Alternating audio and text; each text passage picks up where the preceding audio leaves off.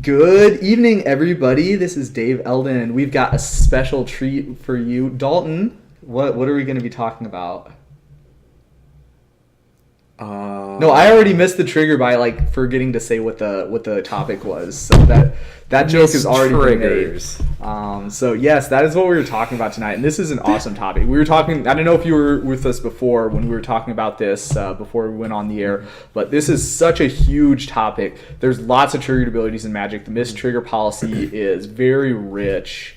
And as a result of that, we're going to have a lot of awesome examples to talk about today. So let's just dive right in. I can scarcely wait. Yeah. This is going to be exciting. Not only do I think you can scarcely wait, but we need the time. Oh man, it's big. The missed trigger policy is very big. Now, one of the things I will say, a lot of the time, we talk about how the goal of Magic rule and policy teams is not to make the best possible situation. The goal is to make it the right answer be about right most of the time. And so the mistrigger situation, there's been a couple of iterations throughout the years. But I think the system we have right now is very close to the best system that it's possible to have. I really like the mistrigger policy. And so that's really awesome. So let's talk about what we're doing. So first, I was gonna say I agree. There are a lot of times where you come to a table. You come to a table, you give your ruling, and you know that based upon the rules, it's right, but you don't feel great about it. Yeah. Like maybe it's been too late for you to intervene, or you can't rewind and fix it. I feel like every time I handle a missed trigger, I always feel comfortable with the answer given. I think that's important. Now, obviously not 100% of the time, but very close. Dark confidant. It's really good. So let's talk about for first question. We've got the Archangel of Thune. But Dave, what? You're not gonna link our our triggered ability? Oh, we definitely talked about triggered abilities before. Yeah. So if you missed that and you're sitting there thinking, "Man, what's a triggered ability?" Check us out on the YouTube archives. Check us out on the YouTubes. So we got a link to our YouTube channel right down there, and you can click on the link and maybe even smash that like button. Is that what the kids are calling it these days? Oh my goodness! Like, comment, subscribe, and share. That. So okay, here's a card that has a triggered ability. This is Archangel of Thune. Now lifelink. No, that's not a triggered ability anymore. No, it's not. It used to be a triggered ability, but not anymore. No. It's got a real one. There's some important consequences to that we'll talk about later in the show. But we're going to talk about the actual triggered ability, which is whenever you gain life, you put a +1/+1 counter on each creature you control. So that's kind of a sweet Magic card. But Dave, that's so straightforward. That's so good. Yeah, you gain life, you put counters. Why would you ever miss that? All right. So let me ask you a question. Let's say you attack with 2 Archangel of Thunes and no blocks, and they take the 6. How many counters are you able to put on all of your creatures? Yeah, so this always feels goofy because there's other rulings that contradict this. And they don't contradict it, but they're similar, but they feel different. They feel like they should be the same, but they're actually only similar. Yeah, so we're attacking in with 2 Archangel of Thunes. Yes. Each one will hit the opponent. Yes. Deal 3 damage with lifelink. Each of those creatures will trigger separately. Yes. So the lifelink from Archangel A will hit, and lifelink from Archangel B will hit. Though they hit simultaneously, these are still considered 2 separate events of you gaining life. Yes, and there's a rule specifically in the CR that says a triggered ability that says whenever you gain life means whenever a source causes you to gain life. And so because it's 2 separate sources, this is actually 2 separate instances of gaining life. And so Archangel A, to try to make this a little bit easier to follow, Archangel A hits, lifelink, triggers Archangel A and Archangel B. Yep. Archangel B also hits, triggers Archangel A and Archangel B. So each one triggers 2 Archangels. You will receive 4 counters on each of your creatures. Well, that's the maximum. But like a normal, I wouldn't fault somebody for, I wouldn't call someone a bad Magic player if they thought that the answer was you only are supposed to get 2. That's a very reasonable position to take. So let's say that happens in a real life game of Magic. Someone attacks with 2 Archangels, they're going through unblocked, and they put 2 counters on all of their creatures. That is an example of a missed trigger. Indeed. So this is the first kind of weird thing about the missed trigger is that missed trigger is kind of a misnomer in some certain cases. There are definitely some things that missed trigger covers that is not them missing it. It's more like, well, in this case, it's they didn't know that they were supposed to get it. They didn't know the trigger existed. There's some other examples that we'll talk about later, but those are also not strictly speaking missed triggers in the normal English definition of the word missed. But yeah, that's an example of a missed trigger. Let's talk about some more kind of missed triggers here. Soul Warden, awesome magic card. Awesome life gaining abilities. And, so unless you're a burn player, it's a horrible card. I mean, it could be worse, right? It could be Auric Champion, but could be. The Soul Warden's still pretty uncool for the burn players. But so this is triggered ability gets missed all the time. Creature enters the battlefield, you gain 1 life. So every now and then, maybe you forget to gain 1 life. So forgotten trigger. That's oftentimes, I see it happen on the opponent's creature. Oh yeah, they yeah. might not realize it's all creatures. But yeah, no, like most people who play the Soul Wardens, they are not. They know. Yeah, they know. So here's a similar card. This is a more modern version of the same thing. This would be the Soul's Attendant. Now. Tell me, do you see any differences between the Soul Warden and the Soul Attendant? I do. Ooh, what is it? I really like this art better. Well, I don't know. Is that what you were talking about? I'm trying to think if there's been any other parts. It may be. Maybe. Yeah, so Soul's Attendant has this fun, completely irrelevant word in Magic. No, it's very relevant from a gameplay perspective, but not from a mistrigger perspective. Yes, and that is the word may. Yeah. So Soul's Attendant reads, whenever another creature enters the battlefield, you may gain 1 life. And this is really good game design from Wizards, because what's going to happen a lot of the time when these cards get played is you'll get to a point where your life is like so high that it really doesn't matter anymore, right? So at that point, the like having to remember to I go from 185 to 186, but all in 7 separate instances. Yeah, so like that's kind of not great, game experience wise. So they fix it so that you don't have to keep gaining life if you don't want to, and it's not going to matter. So that's one kind of interesting thing about the Soul Attendant. But as Dalton pointed out, this does not affect the ruling for mistriggers at all. So if you forget to gain life with your Soul Warden, if you forget to gain life with your Soul Attendant, both of those are a missed trigger. Like we're you may gain 1 life, but if you didn't acknowledge the trigger, you didn't demonstrate your awareness of it, that would be an example of a missed trigger also. So we'll read now from directly from the IPG what constitutes a missed trigger. The definition is that a triggered ability triggers, but the player controlling the ability does not demonstrate awareness of the trigger's existence the first time that it would affect the game in a visible fashion. Okay?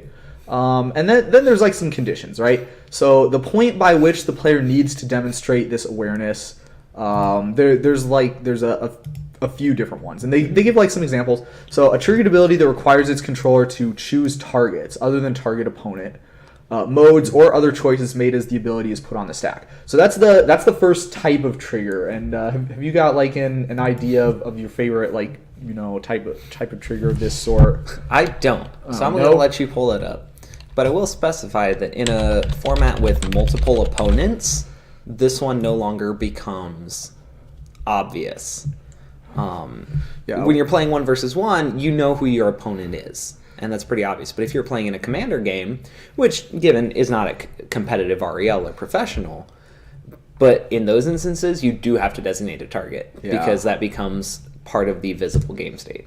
So this is kind of a similar. We got the Magmatic Force. This is just like the first one that I came up with. Yeah, deals damage to any target. Yeah, target, creature, or player. So this would be an example of that style of triggered ability, because you have to choose targets when it goes on the stack. And so this is a triggered ability that requires its controller to choose targets other than target opponent. But as Dalton said, the target opponent is going to be relevant in games where you have multiple opponents. But the reason why it doesn't say that exception here is because the IPG isn't really used in spots where there's multiple opponents. Yeah. When we start seeing competitive brawl multiplayer, we talked about the competitive two-headed giant GPs before. What would they have done?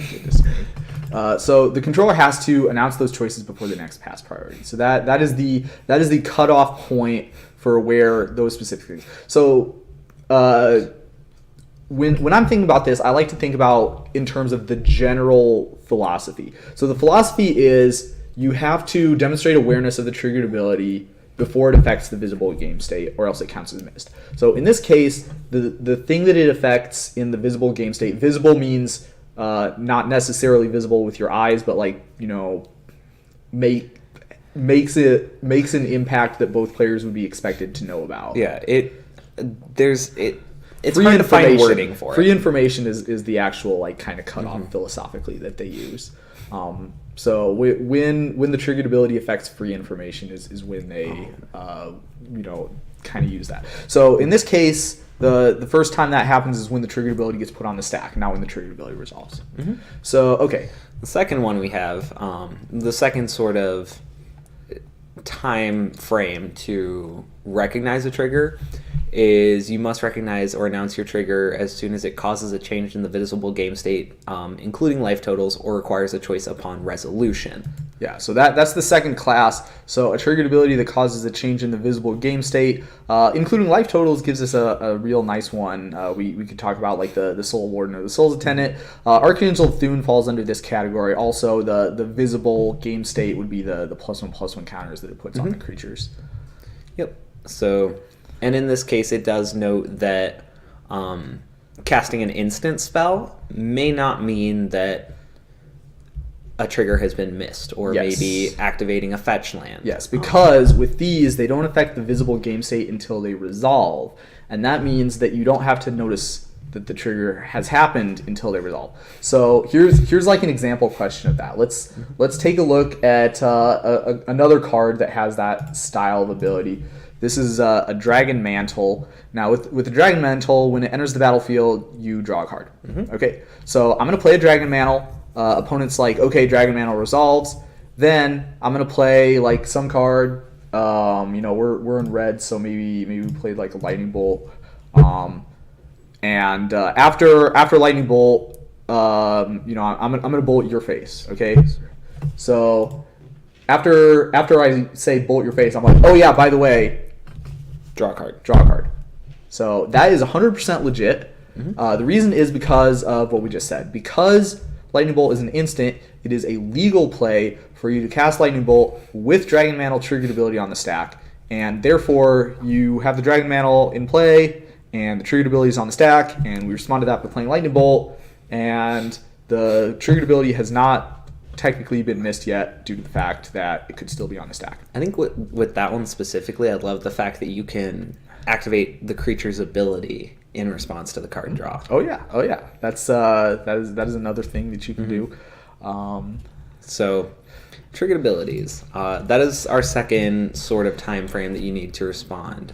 Yeah. Announce or declare your trigger. Yes. The third one that we're looking at is a triggered ability that changes the rules of the game, and this could be. It could be any sort of number of things. Here's one we prepared earlier. That's interesting. Chat, can you see the green pulling up there? Yeah, that's kind of interesting. Xanid Swarm is what it is. It's like, have you ever seen that card like Censorship? They had it in like an unset, I think.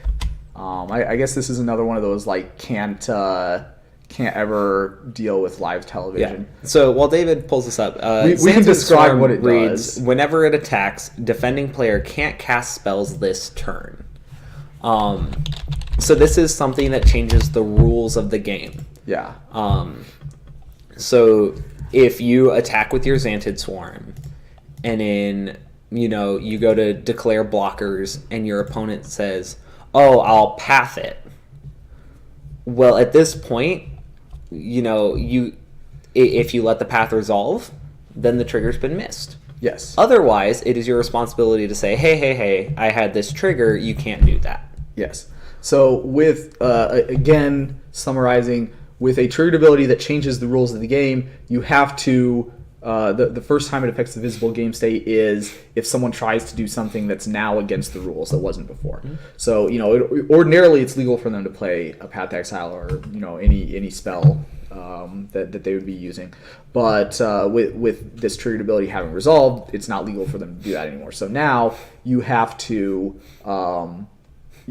demonstrate awareness of the trigger at that point, because that is the first time that the actual visible game state is affected. Mm-hmm. Yeah, so this could also be, I believe it's Blood something Goblin. It's in Dominaria right now, but it gains Menace. Ah, yes. That was a very classic one. Mm-hmm. Let me think. So the creature, whenever you kick a spell, it gets +1/+1, gains Menace until end of turn. Not that one. And so when you kick a spell, say you do it in your pre-combat main phase, you don't need to say trigger. You can go to combat, declare your attackers, and then wait until, there it is, Bloodstone Goblin.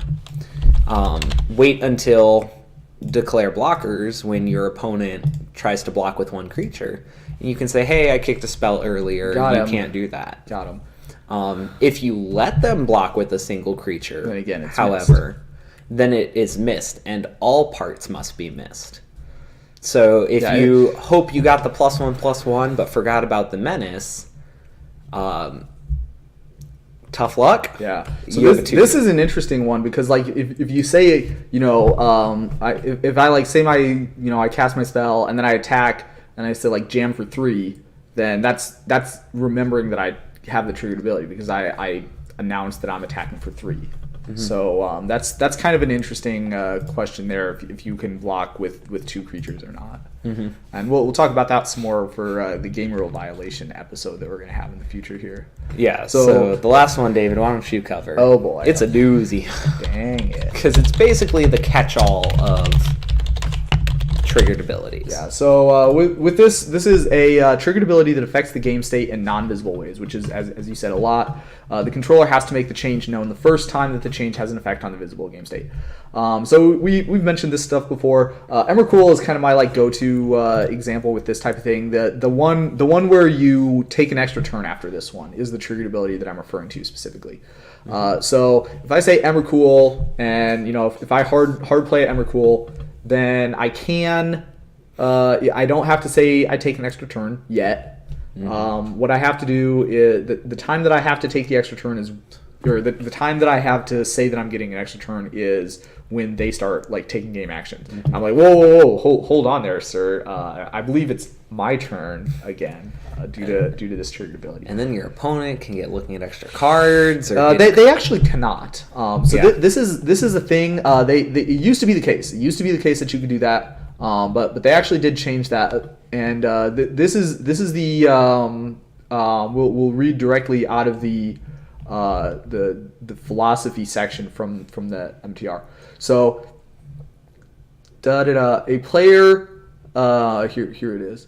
So if an opponent requires information about the precise timing of a triggered ability, or needs details about a game object that may or may not be affected by a resolved triggered ability, the player may need to acknowledge the existence before the controller does. True. And it also notes that a player who makes a play that may or may not be legal, depending on whether an uncommunicated trigger has been remembered, has not committed an infraction. They either do the thing that they were trying to do, in which case the trigger has been missed, or the action gets rewound. So basically what that's saying is you don't have to assume that your opponent remembered a triggered ability. Mm-hmm. You're never in danger of committing an infraction if you assume that your opponent forgot a triggered ability, as long as that's consistent with the actions that your opponent has taken and the stuff that your opponent has said. Mm-hmm. So in that case, if I was the opponent of the Emrakul player and they didn't say, I take an extra turn, then I could proceed as normal to my turn, and hopefully they don't stop me, because that means that they don't get to take an extra turn because their trigger is missed.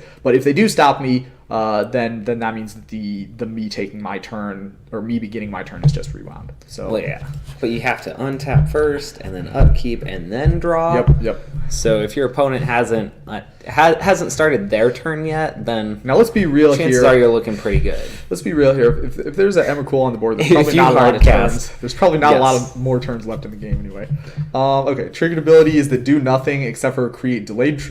Triggered abilities automatically resolve without requiring being acknowledged. Oh boy. What? I love it. Yeah? Yeah, I actually didn't know about the whole delayed trigger thing at first. Oh, yeah. I messed up a Mishra's Bauble. Ooh, Mishra's Bauble. Whoops. Right. So this is not an example of that because it was an ability that creates a delayed trigger. Yes. But it's not a triggered ability that creates a delayed trigger. It is not. So with that would be like an example of that would be like what? No, you have something. You got it. Yeah, I may or may not. So this here is a very, very valuable bulk rare. The Flame Shadow Conjuring. So whenever a non-token creature enters the battlefield under your control, you may pay red. Ooh, it says you may pay red. So you have to demonstrate awareness of this trigger when it resolves, because that's when the paying red is relevant. Mm-hmm. Otherwise, if you got the token immediately, then the delayed trigger for exiling it at the next end step. But that's not a good example because that doesn't fit exactly. Yeah. But whenever you need a good example, they're really hard to find. Well, like this one's kind of a corner case. It doesn't come up a whole lot. Triggered abilities that do nothing except for create one or more copies of a spell. This is like the Storm trigger. Automatically resolve, but you have to be aware of the copies of the spell. So if someone says like I'm going to cast Empty the Warrens, then they don't have to say Storm trigger. They can just like get all their goblins out and put all the goblins in play. You can't be like, oh well, you put 2 in play, so that means that you missed the triggered ability that creates all the storm copies. If you go based on everything you know so far, that's valid, but because of this sentence, it's not valid. So that's good because we don't want that to be the way that people have to play the game. Also, because of Storm, I'm surprised that Disallow doesn't see more modern play. Like, I know it's blue 1, which people don't like paying for counter spells, but you can like stifle a storm. Ugh, that sounds amazing. Yeah, stifle is not legal in modern, which is kind of sad. But it's counter target spell activated or triggered ability, which Storm do be. All right, here's the next one. If a triggered ability would have no impact on the game, it's not an infraction to fail to demonstrate awareness of it. Mm-hmm. So here's the reason why that exists. It's a card called Desecration Demon, and you notice that it has a triggered ability that triggers at the beginning of each combat. Mm-hmm. So that is a detrimental triggered ability, mm-hmm. and therefore you would have to demonstrate awareness of that each combat. This is such a gross ability in terms of looking at it in a vacuum. Yeah. So the problem is, if they don't have any creatures, it doesn't really make sense that you would have to say.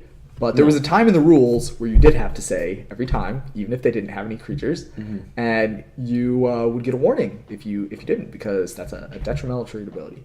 Mm-hmm. And so if you got 3 of those during a tournament, you would get upgraded with game loss, and people absolutely got game losses as a result of that. They wanted to fix it so that there's no real good way, so far as I know, to fix it so that this works absolutely correctly, which is that like even if it's not strategically relevant, then you don't have to announce it. But this is still pretty good. So mm-hmm. So far we haven't talked about like how triggered abilities get, or how mistriggers get handled in the rules. And that's kind of coming up a little bit later, but we'll give you a little bit of a preview right now. The baseline is you don't get any infraction. If the infraction is a mistrigger, you don't get any penalty. So There's no warning. But if the triggered ability is generally considered detrimental to you, such as, I don't know, Desecration Demon. Tapping your creature. Yeah, tapping your creature. Then that would be a warning if you do not, if you commit a mistrigger.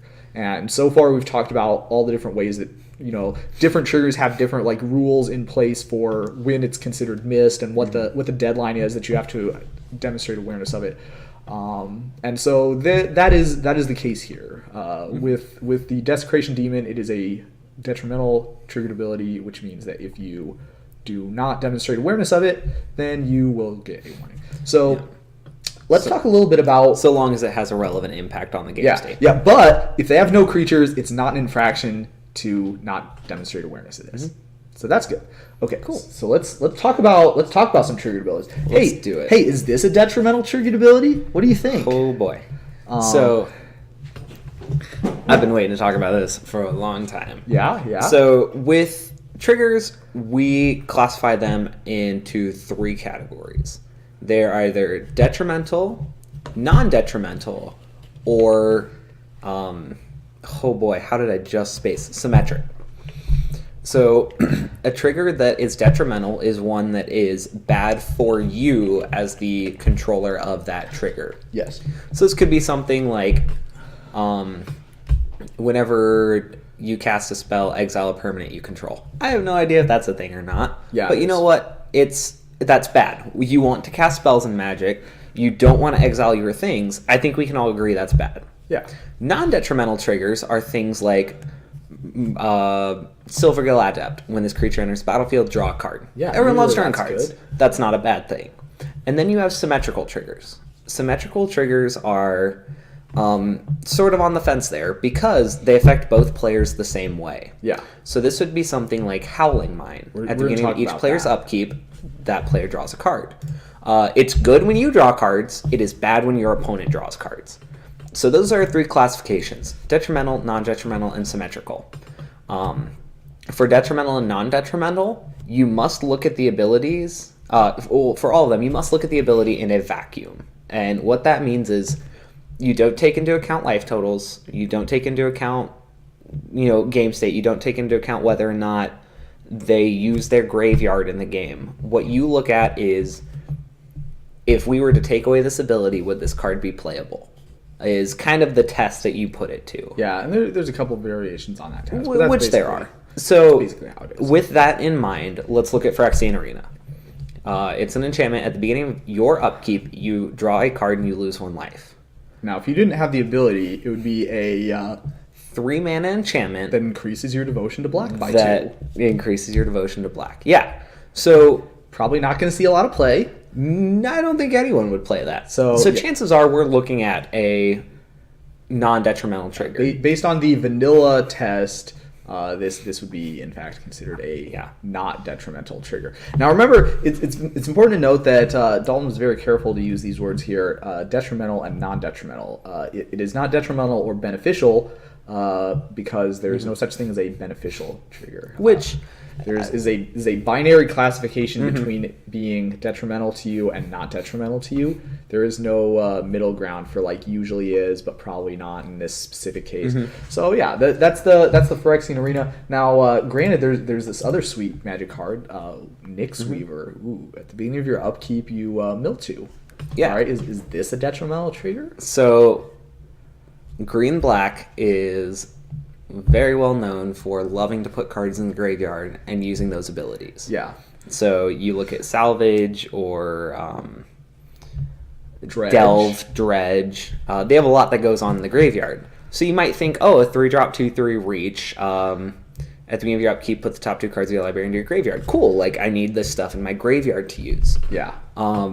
Unfortunately, for those players, you look at Nyx Weaver in a vacuum. It's a 3-mana 2/3, which, isn't 2/3 with reach, which isn't bad on its own. And being realistic, like, if you're playing this card in your deck, you're probably playing it because it has this triggered ability.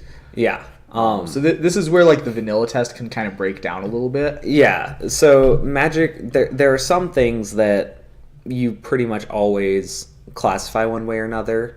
In this case, putting cards from your library into your graveyard is considered to be detrimental. Yeah. Because it gets you closer to being milled out. Milling out in a game is a possible way to lose. Yeah. This is considered detrimental. It doesn't matter if you now have access to more cards. You look at that ability as in a vacuum in its own. You also don't take into account some of the other effects on the card. Yeah. So like Nyx Weaver has the other ability to return a card from your graveyard to your hand. Yeah.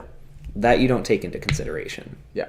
So another way this principle gets used is with our buddy Emrakul again. This is the last triggered ability. Emrakul has lots of triggered abilities. The one that is relevant here is when it's put into a graveyard 3 of them? Sure. From anywhere its owner shuffles the graveyard into the library. So this is obviously a drawback. The reason that this triggered ability exists is if you have Emrakul plus Reanimate, that would be dumb. So you can't do that, and so that's the real reason why this triggered ability is on this Magic card. But in a vacuum, the triggered ability gets you farther away from losing the game because you are shuffling your graveyard back into your library. So this is not a detrimental triggered ability. So again, this is important because whether you get a warning or not for triggered ability for mistrigger is dependent on whether the trigger ability is generally considered detrimental or not. So if you miss an Emrakul trigger, that is not a warning. Yeah, you can also look at that as a reason why we don't consider them to be beneficial or not. Yeah. Is because I think we could all agree that that's probably not a good trigger for a Reanimator player. Probably not. But based upon the rules, it's not detrimental to them. Yeah. Which, it looks at you, like, it takes your deck out of the equation, essentially. Yeah. You could be playing Eidolon of the Great Revel, and Burn is great, which that one's symmetric. But that is a symmetric one. We're going to talk about the symmetric ones next. Howling Mine was actually the one that I had chose. Yeah? Fantastic. So, like, with this one, it's the same triggered ability, but, like, it depends on whose turn we're forgetting on. Because if it's my Howling Mine, it's always my responsibility to remember it. It's my card, so it's always my responsibility 100% to remember it. But if I forget on my turn, that's not detrimental to me. But if I forget on his turn, him drawing a card is detrimental to me. So if I forget on my turn, it's not a warning because that's not something I would intentionally forget, probably. But if I miss it on his turn, that is a warning because him getting to draw a card is detrimental to me. So that is something that we would be more interested about. Yeah, these are the ones that you have to take into account the game state. Yeah, not even the game state, it's just like which player is getting affected. It's at a very minimal level, but it is still important to keep that in mind. You might say, oh, well, he didn't draw a card for his turn. That's not detrimental. It's fine. But that may not be a strictly detrimental trigger. So, yeah, I love mistriggers. All right. So now we're going to talk a little bit about what we're supposed to do in a case where we have a mistrigger. Panic. Yeah, we don't have to. It's kind of complicated, Chat, but do you have any questions about what you do in a mistrigger case? Yeah, we'll talk about your one. Otherwise, we have some awesome ones that we thought of. Always. We'll talk about yours if you want. So, we hitting this one? Yeah. I see you're pointing now. So we're going to stage 1. All right. So there are specifically stated 3 types of triggered abilities that do not expire. I'm going to read from the text. 3 types of triggered abilities do not expire and resolve immediately if they are discovered. Yes. Which I think is a very key distinction. It doesn't state that you have to announce your trigger or acknowledge your trigger. As long as this trigger is discovered by the player, it is put into the game. And so the first one by either player. Yeah. And so a triggered ability that specifies a default action associated with a choice made by the controller, such as if you don't or unless, then that trigger will resolve immediately. The opponent gets to choose. The opponent may choose not to resolve the trigger, but otherwise the default must be chosen. All right. So the most famous example of this, I think, is probably our boy Summoner's Pact, or any of these. Obviously, like all the triggered abilities is like the same thing. So like at the beginning of your upkeep, you pay some manas. If you don't, you lose the game. So this fits the templating that it talked about. This is a if you don't type of triggered ability, and the opponent may choose to resolve this trigger. And this Comprel, they probably will, because the way you resolve it is by choosing the default. And the default is losing the game. So it states otherwise the default action must be chosen. So it doesn't give the opponent the chance to pay the mana. They can't say, that, I'll pay it now. They just lose. Yeah, it's kind of sad, but it's feel bad. Yeah. Here's the other like most famous kind of example of this is a card that costs like a preposterous sum of money in real life. the Tabernacle at Pendervale. So this is the updated wording of the card, and that's important because the updated wording is slightly different for this one. So all creatures have, at the beginning of your upkeep, sacrifice this creature unless you pay 1. So unless, that is another sign that we are in this same type of example. And again, it does not expire and it resolves immediately if it's discovered. And so 10 turns down the road, if we somehow find out that we forgot to pay for my creatures, that's bad. Now, notice what this says. This says all creatures have. So the person who controls the creature is responsible for pointing this trigger out. Because, I was just about to bring that up. Because the creature itself has the ability. And remember, the controller of the triggered ability bears full responsibility for pointing that trigger out. And so what that means is that the creature's controller has forgotten a triggered ability, and the opponent may choose not to resolve it, but they probably will, because that means that there's going to be some sacrificing happening. Now this is actually interesting. Sacrifice. Yeah, so another card you may see in Modern is Kataki War's Wage. Oh yeah, that's another. That one comes up. It doesn't cost as much, so I didn't use that as the example.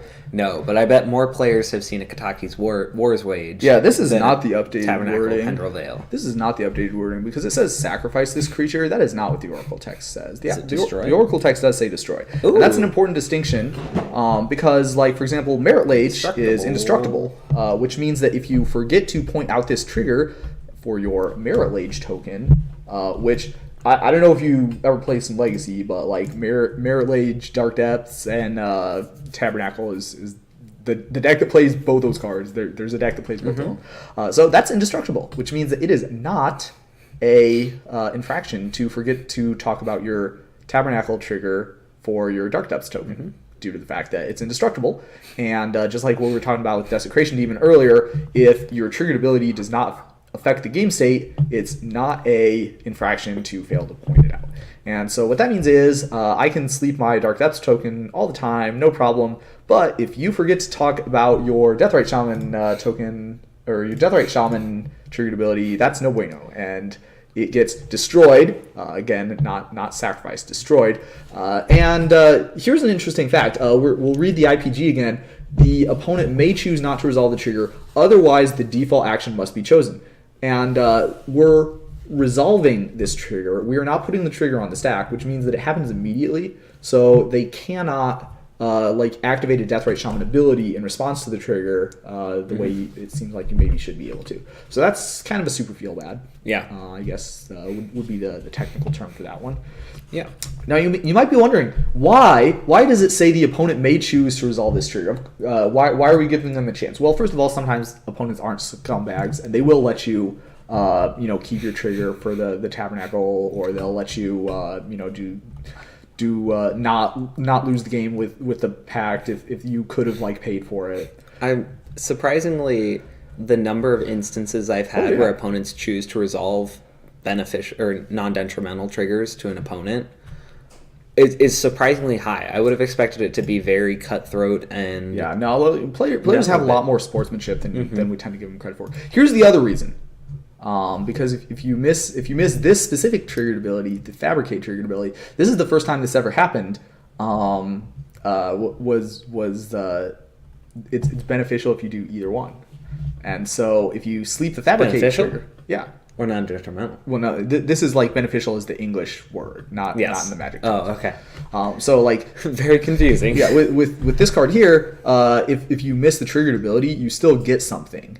Unless we add this sentence to the IPG that says that the opponent may choose to not resolve the trigger. And so that's why we give the opponent the choice of whether we're going to resolve the trigger or not. Because if you sleep your Fabricate trigger, there's a chance you can get nothing. And that's the way it should be based on being consistent with the rest of the trigger ability policy. All right, so there's that. I think we've covered that one pretty well. Yeah, we talked about that a lot. Let's talk about our next one. All right, next one's really comes up quite a fair bit. Yeah, so this one, I did not realize how much it came up until just this afternoon, but oh boy, is it crazy. And it seems like it's very specific, and it states, if you wouldn't mind, an enters the battlefield trigger of an aura that affects only the enchanted permanent and causes a visible change to that permanent. Which to me sounds like you have to jump through so many hoops for this to matter. Yeah, it matters. But it does. It matters. Malfunction, enchant artifact or creature, when it enters the battlefield, tap enchanted permanent. So right there, that is an our example of visible impact upon the game state of an aura affecting only the enchanted permanent. Yep. Done. And so this rule says that if I like play my malfunction on your creature and I forget to say tap your creature, then later on, if we notice, the creature gets tapped. Mm-hmm. And so that is what this rule is saying, and that is why that exists. Now here's another. This is like a slightly a little bit more involved one. This has made standard pretty horrible. Standard? Recently. Which standard card is it? Scarab God. Oh gosh, yeah. So we'll talk about this first because this like makes more sense. So Obsidian is like when I was playing Becoming a Judge, this was the card that made this rule happen. So this is a triggered ability. This is a delayed triggered ability that changes the zone of one or more objects defined when the ability was created. And so what in English, if we look at Obsidian's second ability, at the beginning of your end step, you may exile Obsidian. If you do, return it to the battlefield under its owner's control at the beginning of your next upkeep. Okay, so returning it to the battlefield is a delayed triggered ability that changes the zone of Obsidian, which is one object that's defined when the ability was created. And so because of that, because of this rule, it's not possible to like exile my Obsidian and then forget to bring it back, and now it's gone forever because I missed my trigger that's supposed to return it, so now it's gone forever. So obviously that's dumb. We can't have that. And so we made it so that anytime you remember this triggered ability, you get it. Yeah. Now, there is a caveat. The opponent chooses when that triggered ability happens. They can either choose to put it on the stack the next time a player would get priority, or at the beginning of the next phase. And the reason why that's important is because if I attack with some creatures and then, oh yeah, by the way, my Obsidian was supposed to be on the battlefield now, so Judge. Yeah. So now they can't ambush block you with your 5/5 that they didn't have in play when I was deciding which creatures I should attack with. Which I would certainly investigate into. Well, I mean, you definitely want to. This is another thing, whether or not it's mistrigger or whether or not they get a warning for it, they don't get a warning for it for mistrigger due to the fact that returning it to play is not detrimental to them. But they would probably be getting investigated for a different infraction if they had some timings that were that suspicious. Cheating. That's not legal for you to intentionally miss your triggered abilities. No. More recently, this has also been seen in the Scarab. So yeah, this is good too. It is the same sort of scenario. So when the Scarab God is... Yeah, we'll bring it up. Yeah, thank you. When the Scarab God dies, return it to its owner's hand at the beginning of the next end step. So again, look, it's exactly the same thing. It's a delayed triggered ability at the beginning of the next end step, and it changes the zone, and you it's only one object that's defined when that ability is created. Yeah. So again, anytime it dies, 20 turns down the road, you can be like, oh look, when I blocked with my Scarab God, it should have gone back to my hand. Oh well, I guess it comes back now. That is literally exactly what happens. That is exactly how it works. Probably not what the game policy designers thought should be the case, because this is not the same type of triggered ability that it usually is applied to. It's usually keeping my Obsidian from getting stranded forever. But it meets all of the same criteria. So it's just in a different zone. And additionally, with the caveat of the opponent getting to choose when. Yeah. So say that I go to activate... That could make sense. We'll say I go to activate a Scavenger Grounds. I'll exile graveyards. Oh, yeah. That's good. So yeah, if the Scarab God is in the graveyard when my opponent notices that trigger, I can put it on the stack at the beginning of the next phase or step, whichever one it reads. Ooh, yeah. It's phase. So that I exile it forever, which is great. Yeah. So, okay. Now, if the triggered ability was missed prior to the current phase in the previous turn, then the players have to play on. Okay, so we'll give you an example. So, at the beginning of the upkeep, right?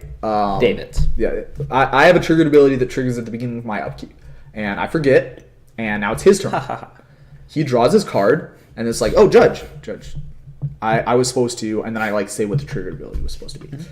So, with that being the case, this is an example of that. Because we're in his draw step, and that is the same phase in the previous turn. So anything after his draw step, it's missed. It's just gone forever, unless it fits into one of those 3 categories that we just talked about. But since we caught it in his draw step, that is still the beginning phase, and so therefore that is within the time limit for us to notice it. Yeah. Okay. If the triggered ability created an effect whose duration has already expired, inform the players to keep playing. So this would be an example of this. I just came up with this. This card is Blind Creeper. You're so good. Yeah. So 33. The old 2-mana 3/3s, but generally speaking, it's 2-mana 1/2 or 1/1 or maybe 2/2. 2-mana unplayable. So whenever a player plays a spell, it gets -1/-1 until end of turn. So what this means is if I play a spell and we don't notice this triggered ability, then on the next turn I can't be like, oh look, judge, my opponent's Blind Creeper is supposed to be getting -1/-1 because I played a spell. So because the duration for this triggered ability has expired, the triggered ability just gets missed, even though it was within 1 turn of the error happening. So yeah, that's an example of that. And finally, we come to the garbage bin case of if none of this other stuff is applicable, then we can do this. And in real life, this is probably what's going to happen in most mistrigger situations that you're going to encounter as a judge, which is Dalton. Would you like to read? I would. So if the triggered ability isn't covered by anything that we have previously stated, the previous 2 paragraphs here, the opponent chooses whether the ability is added to the stack. Yep. They can choose yes, they can choose no. Yep. If it is, it's inserted at the appropriate place on the stack, if possible. The rest of this isn't really as important. Or on the bottom. But what's important is that no player may make choices involving objects that would not have been legal choices when it should have triggered. Yeah. So, for example, if we'll talk about this later too. There's some sweet examples I have cooked up for this one. Yeah. So if I have an effect that requires my opponent to sacrifice a creature, their next turn or maybe even on my end step, they get creatures in play, and then we recognize the trigger. They can't choose to sacrifice anything that was not on the battlefield when my trigger would have occurred. Yeah. So that's sort of the catch-all for mistriggers. Yeah, and like I said, in real life, this is probably what it's going to be. Most cases, it's going to be happening according to this. Okay, so let's talk about some fun examples. First of all, before we talk about our fun examples, Twitch chat. Does anybody have any ideas for stuff that they'd like to hear us talk about? Obviously, we take all of your opinions into account when we're deciding what to talk about. If you have any sweet stuff that you any questions that you would like to hear the answer to, we for sure will help you out. Yep. No. All right. So that was good. Yep, we have a professional green screen, not a professional videographer though. So sometimes. So if you're interested, if you have videography, don't miss this opportunity. Yeah, email judgingftw or tweet at us or whatever. Okay, here's some sweet example questions then. If nobody else has any sweet example questions. Okay, so here's a fun one. I'm gonna attack with my Legion Loyalist. And, fantastic, love them. Yeah, a great Magic card. I'm not gonna say anything. I'm just gonna attack with it. Okay, and 2 other creatures. Okay. Yeah, and 2 other creatures. Then opponent is going to block Legion Loyalist with a 1/1 soldier token. Let's say. Okay. Okay. And then opponent is gonna play this card, Johnny's Presence. Sure. On the 1/1 soldier token. Yep. And okay, so what happens? Okay. So, Johnny's Presence, when it goes to resolve, any number of target creatures get +1/+1 indestructible as on return. Yes. So fantastic. Our opponent has a 2/2 indestructible soldier. Yep. Great.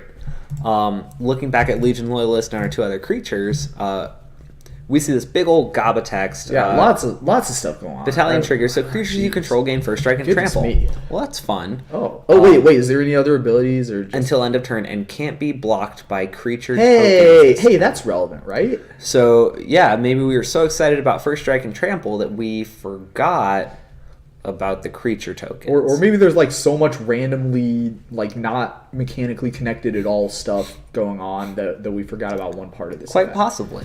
That could happen too. So what happens? So what do we do? What we stated earlier is that you must acknowledge triggers by the time they have an impact on by the time they first have an impact on the visible game state. Yes. In this case, that first visible impact is becoming blocked by a creature token. Yeah, this is, if we recall back to the beginning of the episode, this is an example of a triggered ability that changes the rules of the game. Mm-hmm. So therefore, I would have had to prevent my opponent from taking an action that was against the rules. Mm-hmm. And as I didn't. Yeah, as a reminder, if I see this trigger and I read Battalion and I know what it's supposed to do in this case, yeah, it's never illegal for me to try to block with. Correct. That creature. I will never receive an infraction for doing so. I will never receive a penalty for doing so. Yeah, even if you say to the judge, like, yeah, I knew he should be getting a Battalion trigger, but I was kind of hoping that he didn't notice so that that way I would be able to get to block. Anything else, by the way, if this wasn't a triggered ability, if this was just like some ability that it had, like this can't be blocked by 2 creatures, or except by can't be blocked by creature tokens or whatever. 100% cheating. Yeah, that's cheating. You can't like ignore what's going on in the game due to wanting to have it not be going on in the game. In that case, but if we also get to the point where David attacks with the Legion Loyalist, says trigger to acknowledge it, and then maybe we cast some spells and declare attackers, whatever. We've kind of lost track of that. That's a game rule violation. And then I go to block with it, and I talk to the judge, and I say, I know that he said it, but I was hoping that he forgot about it. Ooh, yeah. We're still cheating. Can't do that. Like once they acknowledge the triggered ability, you can't wind the clock back and hope they forget about it. Like that now it's part of the game rules happening. So yeah, that's kind of a sweet. This actually did happen in a real game. Here's another. Oh gosh, like when this happened, I was like kind of put off because it was like a weird situation. But like afterwards, it was really great. Okay, so here's what happened. This is another one from like the True Stories collection. So we have this. We have this card. It's called Thing in the Ice. Maybe you heard of it. Let's say player A has Thing in the Ice, and Thing in the Ice has 2 ice counters on it. 2 icy ice counters. And what they did is Thing in the Ice player, they play a Lightning Axe. Now, if you know about this format, you have to like discard cards. So they discarded a card, and the card that they discarded was it's just wind. It's probably nothing. Probably nothing to worry about. So they discard this, and obviously they played it with madness, right? So so we're Lightning Axing your creature number 1, and we're just the winding your creature number 2. And so they proceed to transform the Thing in the Ice, and then they return the wind creature to their owner's hand, and they put the other creature in the graveyard. Do you see anything wrong with that, Dalton? I do. And I love that. Yeah, isn't That's it? great. Okay, so like for those of you who are like having a hard time like following along, what actually should have happened is when you transform the Thing in the Ice, you get this card. It's called Awoken Horror, and with the Awoken Horror, when it transforms, you return all non-horror creatures to the owner's hands. Right. So with Awoken Horror, this should have happened in response to both of Lightning Axe and Just the Wind, due to the fact that when you played the spell is when the triggered ability happens. So the triggered ability goes on the stack on top of both those spells, and then it resolves first. Okay, so like this is what should have happened. What should have happened is we transform Awoken Horror, then we bounce both their creatures, then like both those spells don't resolve because they have no legal targets anymore. But what actually happened was the player returned the Just the Wind creature, and they put the other creature in the graveyard. So what is the appropriate infraction? There was actually also something else I kind of noticed there. What's that? Might have been strange. So with Thing in the Ice, let's say it has the 2 counters on it. Yeah. I go to cast my Lightning Axe. Yeah. Great. And then I go to my other one, and I cast that with the Madness. I have to state that I'm putting ice counters, or I have to state that I'm removing ice counters from it. And And I could totally see an angle shoot there. Yeah, you could, because removing an ice counter is a visible impact upon the game state. Yeah, you could, except for this one specific line of text, which is that out of order sequencing. Yeah, there is definitely out of order sequencing to be seen there, but it's be careful. Yeah. So like because of the fact that they like flipped it over, we can be relatively sure that what they were actually doing is remove a counter, flip over. Mm-hmm. That's like the right thing that they should have been doing, but like because of the fact that they're playing a complicated game, they don't have to go through all those steps explicitly. So that's fine. So yeah, with our lightning axe. So what should have happened is both of those creatures should have gone to the player's hand. Because that's what Awoken Horror is. With mistriggers, we don't rewind or anything. No. So in this case, if we have gone to the point where that creature's in the graveyard, because it was, I'm going to assume it was going to the graveyard because it was dealt 5 damage. Yeah. That creature's in the graveyard. Yep. Okay, and here's another really important thing. If you are a judge and you see this happen, what should you do? I tend to just cross my arms and shake my head and just go, I gotta answer this. Okay, no, you don't, because this triggered ability is not generally considered detrimental. So it is not an infraction for a player to forget to return their opponent's cards to their hand. Yeah, I mean, that's true. Yeah. So this is kind of interesting, right? Because like based on our policy, the correct thing for you to do is to not intervene. Okay? Well, yes. Now, if you think that the opponent, like Awoken Horror player, might be like cheating because it's like because obviously this is good, right? Like this is good for them because instead of getting returned to their hand, the lightning axe creature actually just dies and they don't have to deal with it anymore. So because of that, it's actually like a good thing for them. But you would have to have like a pretty on point knowledge of how the rules work. In fact, like the first time I saw this happening, I didn't realize that was what's going on until like it was too late. So it is a very plausible thing that a player would just like assume that the spell's resolved as normal and like he got the 7/8. Like that is a very reasonable thing that a player could be thinking. And so because of that, it is, in my opinion, unless you have like some history with these players, it is probably not the case that the player is trying to cheat. Is this not symmetric? What do you mean is not symmetric? Return all non-horror creatures to their owner's hands. So the symmetric thing... yours too. The symmetric thing depends on whose turn it is. Does it? Yeah. Only. So that's like, the only determination? Yeah, so like if you read on here, what it says is... I don't know why it's like faster for me to find it with like this. So... The game state is not a factor in determining this, though symmetric abilities such as Howling Mind may be detrimental or not, depending on who is being affected. So who's being affected? Yeah, in the situation as it happened in the game, Awoken Horror was the Awoken Horror person's only creature. So in Awoken Horror, if he had multiple creatures, if he had multiple creatures, if he forgot to return like his grizzly bear or something to his hand, then we would maybe be talking about something else because. That is an infraction because like his creatures are getting affected too. Mm-hmm. So like that now it's not a non-detrimental trigger anymore. Well, that could be detrimental. That could be considered detrimental. 2 really quick announcements there. Mistriggers pretty much are always an infraction.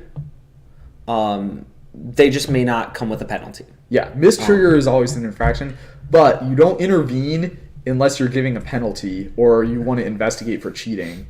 And the penalty only happens if it's a generally considered detrimental trigger that got missed. Yeah. So just because it's not, bad or you're not writing anything on a match slip doesn't mean that something wasn't done wrong. Yeah. So that's something that you just as far as wording goes, that you should be aware of. Yep. And then the other one is, and this goes out to my good friend Jeff Kruchko. At competitive and professional RELs, there is no difference between an ability that says may and an ability that does not. However, at regular REL, there is a difference. There is a difference, and that is that you always assume that if there's a may ability and they didn't do anything, you assume it is miss. Yep. Or they chose no. Yep. Which seems really strange to me. It's because that you have a default. Simplifying. Well, that you have a default in regular REL, but not competitive. Yeah. Because there are so many things in. They tried it that way in competitive for a while, and then it was terrible. Yeah. So in regular rules enforcement, if there's a missed trigger, usually you always put it on the stack. Like, if I'm remembering correctly, like you don't necessarily give the opponent the choice if it doesn't affect the game state like in too much of a crazy way. You put it on the stack. Yep. Except for ones with May, but in that case you do it competitive. It seems so backwards to me, but David is right. It hot take. Agree with David. The impacts at competitive are just significantly higher than they are at regular. That, and there was like a long time during Magic's history when they would like make everything be a May, and like part of the reason for that was Magic Online. So like nowadays they don't put stuff as May because if you're on Magic Online you have to click every single time. But like if they don't make an obviously beneficial one into a May, then you don't have to click through it every time. So it's a better user experience on Moto. So now they don't have to like take Moto into account when they make these cards. Yeah. So okay, we've got one more example. I know we're out of time technically, but like this is such a sweet example. We're gonna do it anyways. Thanks for sticking with us. Don't worry. Your patience will be worth rewarded. your This time. is a great example. This is an I'm awesome scared. example. Okay, so we've got this card, Stampeding Wildebeest. This was in 10th edition, by the way. This one. No, this is a great example. What are you talking about?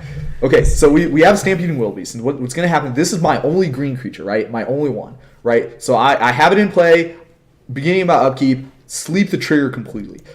Don't even care that it's like a 4-mana 5/4 trampler with a drop. Gosh, that's like my favorite. Creatures art used to from be Lion so King. much worse. Oh my gosh, yeah, that's literally what happened. The flavor text is on point too. So I go to my combat step, I attack with it, and I'm like, yo, attack with my Stampeding Wildebeest. Opponent blocks with some creatures and trades with it, and then second main phase, I play this other sweet card that insert giant dumb green creature here, right? Like this is the one I picked. Could be anything. All right, like this one. So now what's going to happen is we go to my end step. Dalton, Dalton's a shark. After I say pass turn, he's like, Dave, we're in your end step now, right? Hey Dave, so we're in your end step now, right? Yeah, I guess so. Okay, so I noticed that Judge. So I noticed that Snap calls a judge. Snap calls a judge. And what does he call the judge? He's like, oh, Judge, Dave forgot his Stampeding Wildebeest trigger. Ha ha ha ha. All right, so that's a little suspicious, right? Right? Like, the timing on that's a little bit weird, right? Like, he specifically, like, asked to know whether it was my, like, end step or not. Why would you ask that? Like, that's not a real question. Oh, yeah. And it was to, like, remind him. So, what do we do? Oh, well, if you're the judge, you probably investigate, right? Mm-hmm. Dalton, why did you wait until the end step to call a judge on this one? Hey, that's a really good question, Dave. Why did I wait till the end step call a judge on this one? The exact answer the player gives is because that way my opponent would have to return his Colonian Behemoth and he wouldn't have a chance to play any more creatures. I noticed right away when he like slept his trigger, but I figured that it would be strategically beneficial for me if I waited before I played the judge. That's what Dalton said. So what do we do? I couldn't be the smart player here. No, you're a very smart player. That's a very savvy maneuver, right? Because what happens is, in order to resolve this mistrigger, what happens is he has to. We put the triggered ability on the stack now because obviously the opponent is that was his game plan going in was. Yeah. We were going to put the triggered ability on the stack, and when we resolve the triggered ability, we're gonna read the IPG again because there's some very relevant text on this. So no player may make choices involving objects that would not have been legal choices when the ability should have triggered. So that means that you can't choose to if the ability instructs a player to sacrifice a creature, they can't sacrifice a creature. So because like we played the Colonian Behemoth post combat, we don't have the ability to return it. So nothing really happens. But if, for example, we played the Colonian Behemoth started in play, which that's level 2 of this question. I'm kind of like spilling my role a little bit because we're going through it fast. Yeah. So if we assume the Colonian Behemoth started in play, then he has to return it. Mm-hmm. And if he plays like a lower value creature like a Grizzly Bear, then he can't return the Grizzly Bear because it wasn't in play when the ability should have triggered, so he can't choose that. Mm-hmm. So okay. And because we're in the end step, you can't replay the Grizzly Bear anyway if he like returns it to his hand. Okay, so now Dalton basically admitted to cheating. Did he? Is that right? Let me see the first card again there. The Stampeding Wildebeest? Yeah, let's look at that bad boy. Take a look at the Wildebeest. This is the text for Stampeding Wildebeest here. So at the beginning of your upkeep, return a green creature you control to its owner's hand. Yep. So from my end, this is his trigger. He should have done it. That's his responsibility. Yes. I don't think I'm cheating. Completely legit. Everything this guy did is as scummy as all heck, but is completely legal and completely allowed within the game of Magic. And so some important things to remember about this. Number 1, if you see your opponent miss a trigger, you are not obligated to call a judge. Number 2, there is nothing in rules or policy that says that once you choose not to call a judge, you're like stuck to that choice. And maybe some stuff happens later in the game that makes it more strategically valuable for you to call a judge and deal with this mistrigger. And at that point, you can change your mind. So that's completely legit too. And he also was smart enough to not lie to a judge when the judge asked him what was going on, and so therefore he did not cheat during that time either. So that's pretty slick from Mr. Dalton. He is a super shark, and fortunately, he does not get DQ'd. And hey Dave, also I get a warning. How's your 9/9? I also get a warning due to the fact that I forgot about a detrimental triggered ability from Stampeding Wildebeest. So we get the salt getting rubbed real hard. How's your 9/9? Yeah, that's going to get returned to my hand. Assuming that it was in play when this triggered. If I played it afterwards, then it doesn't get returned because it wouldn't have been legal for me to choose to return it during the time when it would have triggered.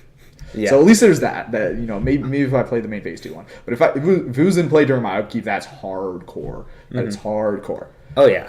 So depending on when that was played, I am either really smart or still not so smart. No, I mean like it's still kind of smart. Yeah. Like you maybe could have forced me to return the Stampeding Wildebeest to my hand, but maybe you wanted to trade with it to get it off the board because it's a 5/4 trampler. So who knows?